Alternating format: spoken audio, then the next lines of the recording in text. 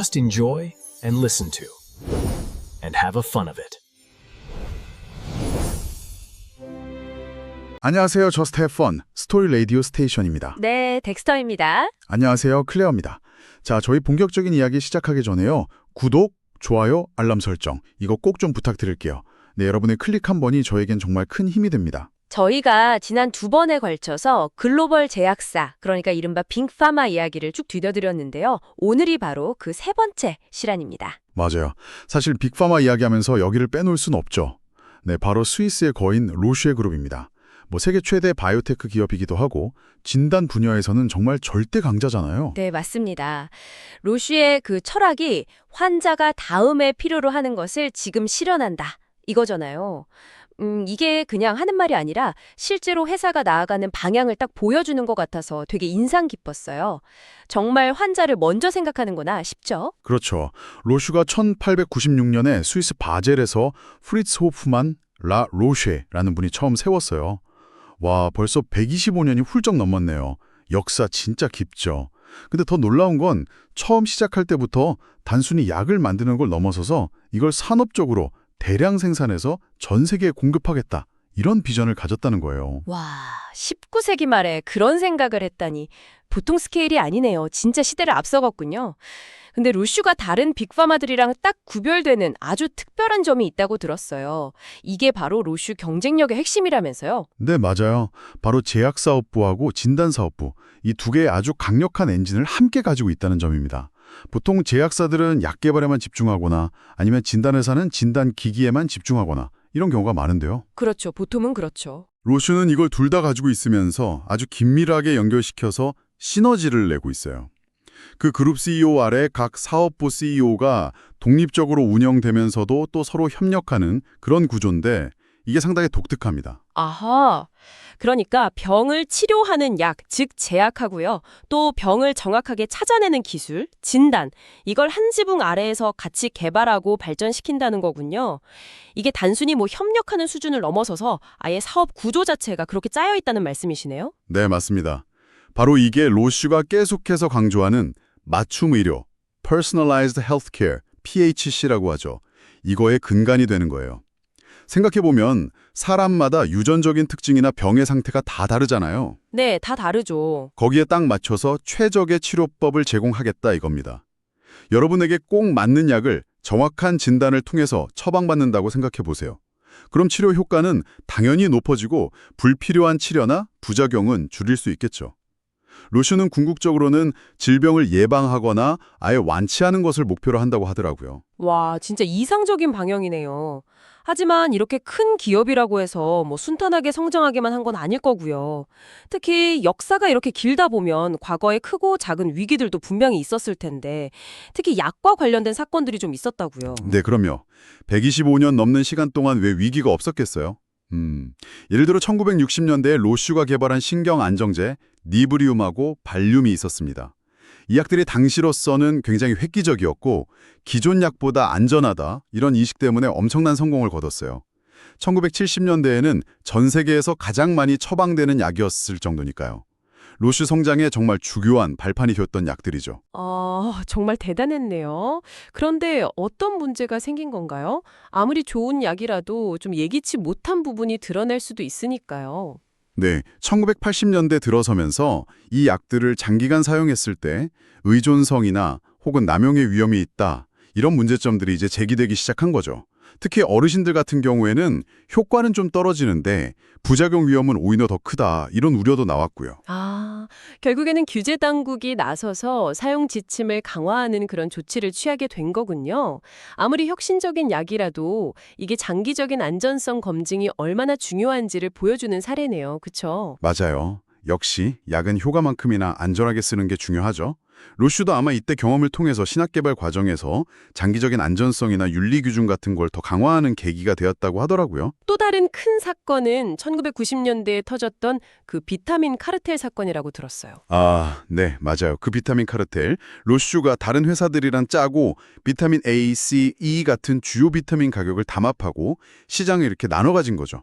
이게 무려 10년 가까이 지속됐다고 하니까 꽤 오랫동안 은밀하게 진행된 일이었어요. 아니 제약회사가 이런 일을 벌였다니. 신뢰가 생명인 산업인데 정말 충격적이네요. 결국 발각돼서 큰 대가를 치렀겠군요. 네, 어마어마했죠.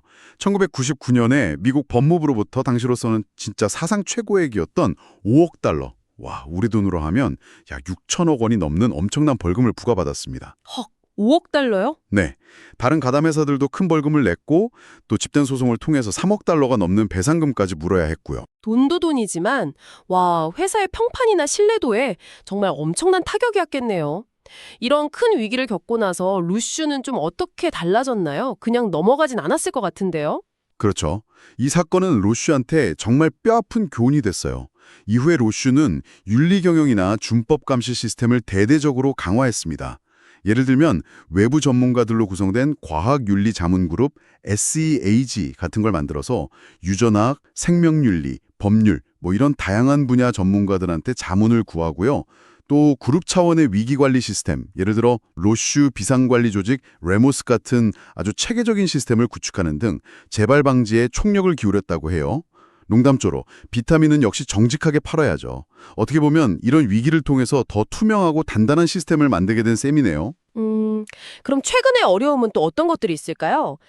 제약사들한테는 그 블록버스터 약의 특허 만료가 항상 큰 고민거리라고 하던데요.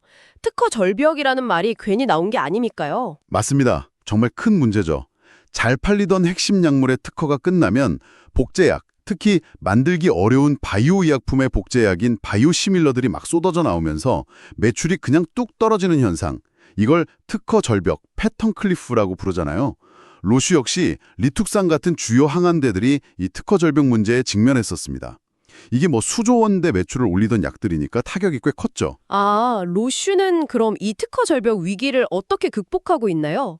앞서 말씀하신 그 맞춤이료 전략하고 깊은 관련이 있을 것 같은데요. 네, 맞아요. 크게 두 가지 전략으로 대응하고 있습니다.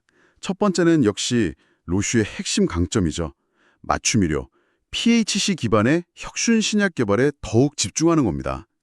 현재 개발 중인 후기 단계 신약 후보 물질의 60% 이상이 특정 유전자나 단백질을 가진 환자에게 이 약효가 있을지 없을지를 미리 진단하는 동반 진단 기기와 함께 개발되고 있다고 해요.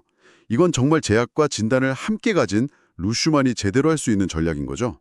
60% 이상이요? 대단하네요. 구체적인 예를 좀 들어주시면 청취자 여러분들이 이해하기 쉬울 것 같아요. 진단이랑 치료가 정말 딱 함께 가는 그런 실제 사례가 있을까요? 네.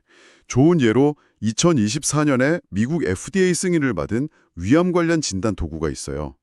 펜타나 클라우딘 18이라는 건데요. 이게 뭐냐면 위암 환자 중에서 특정 단백질, 그러니까 CLDN18이라는 단백질을 가진 환자를 이 진단기기로 먼저 찾아내요. 그리고 그 환자에게 효과가 있을 것으로 기대되는 표적 치료제 파일로이어라는 약을 투여하는 거죠. 아하, 즉 진단검사가 치료제 처방의 필수 조건이 되는 셈이에요? 여러분이 만약 이런 암에 걸렸을 때 이 검사를 통해서 이 약이 나한테 효과가 있을 확률이 높구나. 이걸 미리 알 수 있다면 훨씬 효율적이고 좀 희망적이지 않겠어요? 그렇죠. 불필요한 치료를 안 받을 수도 있고요. 네. 그리고 또 네비파이, 튜머보드 같은 클라우드 기반의 디지털 플랫폼을 통해서 여러 의료진이 환자 데이터를 공유하고 논의하면서 복잡한 암 치료 결정을 내리는 데 도움을 주기도 하고요. 디지털 헬스케어 분야까지 영역을 넓히고 있는 거죠. 신약 개발 외에 또 다른 전략은 그럼 무엇인가요? 특허 만료에 대응하는 방법이 신약 개발만 있는 건 아닐 텐데요. 네, 두 번째 전략은 기존에 있던 약의 가치를 최대한 활용하는 거예요. 약의 제형을 개선해서 사용 편의성을 높이거나 원래 개발된 병 말고 다른 병에도 효과가 있는지 연구해서 사용 범위를 넓히는 거. 이걸 적응증 확장이라고 하죠. 이런 방식입니다. 제형 개선이나 적응증 확장. 네, 예를 들어서 자가면역 질환 치료제로 쓰이던 토실리주맙이라는 약을 알츠하이머병 치료에도 사용할 수 있는지 연구하고 있고요. 또 어떤 약은 한 달에 한 번만 맞아도 되는 피하 주사 제형으로 바꿔서 환자들이 병원에 자주 안 가도 되게 만드는 식이죠. 이렇게 하면 기존 약의 생명 주기를 좀 연장하면서 시장 경쟁력을 유지할 수 있는 거고요. 이야, 이런 끊임없는 혁신은 도대체 어디서 나오는 걸까요? 로슈의 그 연구개발 R&D 시스템이 좀 독특하다고 들었거든요. 뭔가 남다른 비결이 있을 것 같아요. 네, 로슈의 혁신 엔진은 크게 두 축으로 돌아갑니다. 하나는 로슈 자체 연구개발 조직인 PRND, Pharma Research and Early Development고요. 다른 하나는 2009년에 인수한 미국의 대표적인 바이오테크 기업이죠. 제넨테크의 연구개발 조직인 GRND, 제넨테크 Research and Early Development입니다. 아, 제넨텍이 로슈가 없군요. 네. 근데 흥미로운 점은 로슈가 제넨텍을 인수한 뒤에도 그 독립성하고 고유한 연구 문화를 상당히 존중하면서 유지시키고 있다는 거예요. 마치 두 개의 독립적인 연구소가 서로 선의의 경쟁을 하면서도 또 필요할 땐 협력하면서 시너지를 내는 그런 구조랄까요? 여기에다가 전 세계 250개가 넘는 대학, 연구기관, 다른 기업들하고 파트너십을 맺어서 외부의 혁신 아이디어도 아주 적극적으로 받아들이고 있습니다. 단순히 내부 협력에만 의존하는 게 아니라 외부와의 협력도 굉장히 활발하게 하는군요. 특히 그 맞춤 의료를 하려면 방대한 데이터 활용 능력이 필수적일 텐데요. 이 부분은 그럼 어떻게 하고 있나요? 맞습니다. 데이터가 정말 핵심이죠. 로슈는 이 점을 아주 잘 알고 일찌감치 투자를 해왔어요. 임상 데이터 분석 전문 기업인 플랫 아이언 헬스나 유전체 분석 기업인 파운데이션 메디슨, 잉크 같은 자회사를 통해서 실제 의료 현장에서 나오는 방대한 데이터, 이걸 리얼 월드 데이터라고 하죠. 이런 데이터하고 환자들의 유전체 정보를 확보하고 분석해서 신약 개발과 맞춤 의료 전략에 아주 적극적으로 활용하고 있습니다. 데이터를 잘 모으고 분석하는 게 중요하겠네요. 네, 그리고 또 SBX, Sequencing by Expansion이라는 자체 개발한 차세대 염기서열 분석 기술이 있어요. 이걸 통해서 유전체 연구 분야에서 기술적인 우위를 확보하려고 노력하고 있습니다. 이 SBX 기술은 기존 기술보다 더 빠르고 정확하게 그리고 더 많은 정보를 좀 유연하게 분석할 수 있어서 미래의 신약 개발 경쟁에서 아주 중요한 무기가 될 수 있다고 보고 있더라고요. 그렇군요. 그럼 실제 제약사업부 실적은 어떤가요? 2024년 성적이 꽤 좋았다고 들었는데 그 특허 절벽 위기 속에서도 선방한 건가요? 네, 그렇습니다. 2024년 로슈 제약사업부 매출이 전년 대비 8% 성장해서 약 462억 스위스 프랑, CHF. 이걸 우리 돈으로 환산하면 약 70조 원에 육박하는 어마어마한 금액이에요. 와, 70조 원이요? 네, 특허 만료로 인한 매출 감소분을 신약들이 아주 성공적으로 메꿔주고 있다는 증거죠. 그룹 전체 핵심 영업이익도 14%나 증가했고요. 어떤 약들이 이렇게 성장을 이끌고 있는 건가요? 효자 상품들이 좀 궁금한데요. 여러 약들이 있지만 대표적으로 혈우병 A 치료제인 햄리브라가 연 매출 51억 달러를 넘어서면서 9% 성장했고요. 특히 유럽 시장에서 성과가 좋았다고 합니다. 또 혈액암 치료제 폴라비는 무려 70%라는 정말 폭발적인 성장률을 기록했고요. 70%요? 대단하네요. 네, 그리고 다발성 경화증 치료제 오크레부스하고 면역 항암제 티센트릭 등도 꾸준히 성장하면서 힘을 보태고 있습니다. 티센트릭 같은 경우는 소세포 폐암 1차 유지요법 같은 새로운 사용 범위, 즉 적응증이 승인되면서 계속 영역을 넓혀가고 있어요. 항암제 분야에서의 강자 이미지는 여전한 것 같은데 앞으로 로슈가 새롭게 주목하는 분야가 있다면서요? 이게 좀 의외의 분야라는 이야기도 있던데요. 네, 이게 정말 흥미로운 변화인데요. 전통적으로 항암제 분야의 강점을 보였던 로슈가 이제는 비만 및 대사질환 시장으로 눈을 돌리고 있습니다. 이게 단순히 관심을 보이는 정도가 아니고요. 2030년까지 비만 치료제 시장 탑3 안에 들겠다는 아주 야심찬 목표까지 공개적으로 밝혔어요. 와, 탑3요? 네, 요즘 전 세계적으로 가장 뜨거운 시장 중 하나인데 로시도 이 경쟁에 본격적으로 뛰어든 거죠. 이건 정말 큰 전략적인 방향 전환이라고 볼 수 있습니다. 와, 정말 큰 변화인데요. 그런데 이 시장은 이미 일라이릴리나 노보노디스크 같은 아주 강력한 선두주자들이 있잖아요. 로슈가 후발주자로서 어떤 구체적인 움직임을 보이고 있나요? 이게 쉽지 않은 도전일 텐데요. 맞아요. 쉽지 않죠. 그래서 로슈는 M&A하고 파트너십을 통해서 빠르게 파이프라인을 확보하고 있습니다. 2023년 말에는 미국의 카모테라퓨틱스라는 회사를 27억 달러, 우리 돈으로 3조 원이 넘는 금액에 인수했어요. 3조 원에요? 네. 이걸 통해서 일주일에 한 번 주사하는 GLP-1 GIP 이중 작용제 CT388하고 먹는 형태의 GLP-1 작용제인 CT996 후보 물질을 확보했습니다. 특히 CT388은 현재 임상 2비상을 진행 중이고 곧 3상 진입을 앞두고 있어서 기대가 크다고 하더라고요. 또 2024년에는 덴마크의 질랜드 파마, 질랜드 파마하고 최대 53억 달러 규모의 계약을 맺고 또 다른 작용 방식이죠. 아밀린 유사체, 페트롤린타이드를 공동 개발하기로 했고요. 와, 여러 방식의 약물 파이프라인을 동시에 확보하는 전략이군요. 단순히 경쟁자를 따라가는 게 아니라 로슈만의 좀 차별화 전략이 있을 것 같은데요. 네, 로슈는 단순히 체중 감량 효과만 보는 게 아니라 심혈관 질환 개선 효과까지 갖춘 동급 최고 베스트 인 클래스 약물 혹은 특정 질환군에서 최고의 효과를 내는 질환 최고 베스트 인 디지스 약물을 개발하는 데 집중하고 있어요. 여러 작용 방식의 약물을 개발하는 것도 바로 이런 맥락이고요. 더 나아가서는 로슈의 핵심 역량이잖아요. 진단과 데이터를 활용한 맞춤 의료, PHC. 이걸 비만 관리에도 적용하려는 아주 장기적인 그림을 그리고 있습니다. 아, 비만에도 맞춤 의료를요? 네, 예를 들어서 어떤 사람에게 어떤 약이 가장 효과적일지 미리 예측한다거나 단순히 약만 처방하는 게 아니라 진단부터 시작해서 생활 습관 관리까지 포함하는 통합적인 비만 관리 솔루션을 제공하겠다는 거죠. 이게 바로 강력한 경쟁자들이 있는 시장에서 로슈가 내세우는 차별화 포인트가 될 수 있겠네요. 앞서 로슈의 핵심 축이라고 말씀드렸던 진단사업부 이야기로 빼놓을 수가 없죠. 혈액이나 조직 샘플 같은 걸 분석해서 질병을 조기에 발견하고 또 치료 과정을 모니터링하는 데 필요한 다양한 검사 장비나 시약, 솔루션을 제공합니다. 크게 보는 임상화학이나 면역 분석 검사를 하는 진단검사 의학부문, 유전자나 바이러스 등을 검사하는 분자진단, 암조직 같은 걸 검사하는 조직진단, 의료진의 임상결정을 돕는 임상의사결정 지원, 그리고 혈당 측정기 같은 걸로 잘 알려진 당뇨관리, 이렇게 크게 5개 사업본부로 구성되어 있어요.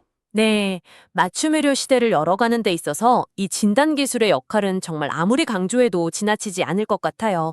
치료의 시작과 방향을 결정하는 첫 단추니까요. 그렇죠. 환자의 유전적 특성이나 질병 상태를 아주 정밀하게 분석해서 가장 효과적인 치료법을 선택할 수 있도록 돕는 것이 핵심입니다. 앞에서 예시로 들었던 웬타나 클라게 18 같은 동반 진단 기기들이 바로 대표적인 예죠. 또한 당뇨 환자들이 스스로 혈당을 관리하고 그 데이터를 의료진과 공유할 수 있는 솔루션이라든지 아니면 네비파이 플랫폼처럼 의료진이 복잡한 환자 데이터를 바탕으로 최적의 치료 결정을 내릴 수 있도록 돕는 그런 디지털 솔루션 개발에도 많은 노력을 기울이고 있습니다. 그런데 진단 시장도 경쟁에 만만치 않을 것 같습니다. 로슈 말고도 이 분야에 강자들이 꽤 있는 걸로 아는데요. 맞습니다. 글로벌 진단 시장은 미국의 에보트, 서머피셔 사이언티픽, 독일의 지멘스 헬시니어스, 그리고 미국의 데이너허 같은 정말 쟁쟁한 기업들이 경쟁하는 아주 치열한 시장입니다. 특히 에보트는 2020년 기준으로 보면 로슈 진단사업부 매출이 약 140억 달러였는데 에보트는 약 430억 달러의 매출을 기록했을 정도로 훨씬 큰 강력한 경쟁자예요. 와, 차이가 꽤 크네요. 네, 시장 1위 자리를 놓고 로슈와 에보트가 아주 치열하게 경쟁하고 있는 그런 구도죠. 시장 경쟁 외에 또 다른 어려움이나 좀 신경 써야 할 부분은 없을까요? 지정학적인 요인도 무시할 수는 없는데요. 특히 중국 시장이 좀 복잡한 변수가 될 수 있습니다. 중국은 물론 매우 중요한 시장이지만 현지 규제 환경의 변화라든지 시장 접근성 문제, 그리고 또 중국 현지 기업들의 경쟁력이 점점 강해지고 있어서 예측 불가능한 측면이 좀 있어요. 따라서 로슈가 중국 시장에서 어떻게 입지를 다지고 성장 전략을 펼쳐나갈지가 앞으로 중요한 과제 중 하나로 꼽힙니다. 자, 그럼 이 모든 것을 종합해서 로슈의 2024년 실적은 어땠는지 한번 정리해 볼까요? 제약하고 진단사업부를 모두 합쳐서요. 네, 2024년 로슈그룹 전체 매출은 약 605억 스위스 프랑, 우리 돈으로 하면 약 92조 원 규모고요. 고정환율 기준으로 보면 전년 대비 7% 성장했습니다. 핵심 영업이익은 약 28억 스위스 프랑, 약 32조 원으로 무려 14%나 증가하면서 아주 견고한 성과를 보여줬어요. 와, 이익 증가율이 상당하네요. 네, 미래를 위한 투자도 아끼지 않아서 연구개발 R&D에만 130억 스위스 프랑, 약 20조 원을 투자했습니다. 혁신을 위한 투자를 꾸준히 이어가는 모습이죠. 실적은 좋지만 앞으로 좀 주의해야 할 위험 요인, 그러니까 리스크 요인을 짚어본다면 어떤 것들이 있을까요? 청취자 여러분께서 로슈를 지켜보실 때 참고하실 만한 부분이요. 우선 스위스 기업이다 보니까 환율 변동성, 특히 스위스 프랑화의 가치가 너무 강해지면 해외 매출이 많은 로슈 실적에 좀 부정적인 영향을 줄 수 있다는 점을 고려해야 하고요. 앞서 언급했던 중국 시장 관련 리스크도 계속 주시해야 합니다. 마지막으로는 역시 경쟁 심하겠죠. 제약 분야에서는 오랜 경쟁자인 노바티스, 화이자, MSD, 머크, 아스트라제네카, 존슨앤드존슨 등이 버티고 있고 진단 분야의 경쟁도 치열하죠. 특히 비만 시장과 같은 새로운 시장에 진출하면서 기존 강자들과의 경쟁은 더욱 격화될 것으로 보입니다. 그렇군요. 여러 도전 과제들이 있긴 하지만 종합적으로 로쉬의 미래는 어떻게 전망해 볼 수 있을까요? 강점과 기회, 그리고 위험 요인들을 모두 고려했을 때 말이죠.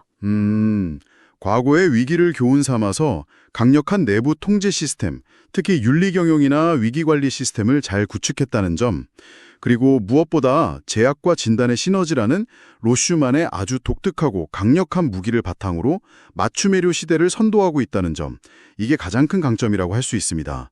특허 절벽이라는 위기 속에서도 혁신 신약하고 새로운 성장 동력 발굴을 통해서 성공적으로 극복해 나가고 있고요. 특히 비만 시장과 같은 미래 성장 가능성이 큰 분야에 과감하게 투자하는 모습은 앞으로의 성장을 더 기대하게 만드는 요인인 것 같아요. 네, 정리하자면 로슈는 제약, 진단, 그리고 이제는 디지털 솔루션까지 다 아우르는 통합 헬스케어 리더로서의 입지를 더 강화해 나갈 것으로 기대됩니다. 물론 환율 변동성이라든지 중국 시장 리스크, 치열한 경쟁 같은 변수들은 계속 존재하겠지만 로슈만이 가진 독특한 경쟁 우위는 분명해 보입니다. 네, 오늘은 빅파마 시리즈 세 번째 시간으로 125년 이상의 역사를 자랑하는 글로벌 헬스케어 기업이죠. 로슈에 대해서 깊이 알아봤습니다. 과거의 위기를 딛고 일어서서 제약과 진단의 통합이라는 강력한 시너지를 통해 맞춤 의료 시대를 열어가고 또 비만 치료제와 같은 새로운 미래 시장에 과감히 도전하는 모습까지 쭉 살펴봤네요. 네, 특히 제약과 진단을 그냥 합쳐놓은 것이 아니라 이걸 아주 유기적으로 결합해서 1 더하기 1이 2 이상이 되는 그런 시너지를 만들어내는 맞춤 의료 전략, 그리고 이걸 뒷받침하는 독특한 R&D 구조나 데이터 활용 능력, 이런 것들이야말로 로슈를 특별하게 만드는 핵심 동력인 것 같습니다. 과거의 실패에서 배우고 더 강해진 모습도 인상적이었고요. 로슈가 그리는 미래처럼 언젠가 질병의 진단부터 개인에게 최적화된 치료, 그리고 그 이후 관리까지 전부 데이터 기반으로 통합된 접근이 보편화된다면 과연 10년, 20년 뒤 우리의 건강관리 모습은 어떻게 달라져 있을까요? 예를 들어 암을 진단받고 치료하는 과정, 아니면 당뇨 같은 만성질환을 관리하는 방식이 지금과는 완전히 다른 모습일 수도 있겠죠. 여러분의 건강관리 여정은 과연 어떻게 바뀔지 한번 상상해 보시는 것도 흥미로운 질문이 될 것 같습니다. 네, 오늘 저희가 준비한 이야기는 여기까지입니다. 즐겁게 들으셨기를 바랍니다. 다음에도 여러분의 지적 호기심을 채워드릴 더 재미있고 유익한 이야기로 돌아오겠습니다. 끝으로 구독, 좋아요, 알람 설정 다시 한번 꼭 부탁드릴게요. 감사합니다. 감사합니다.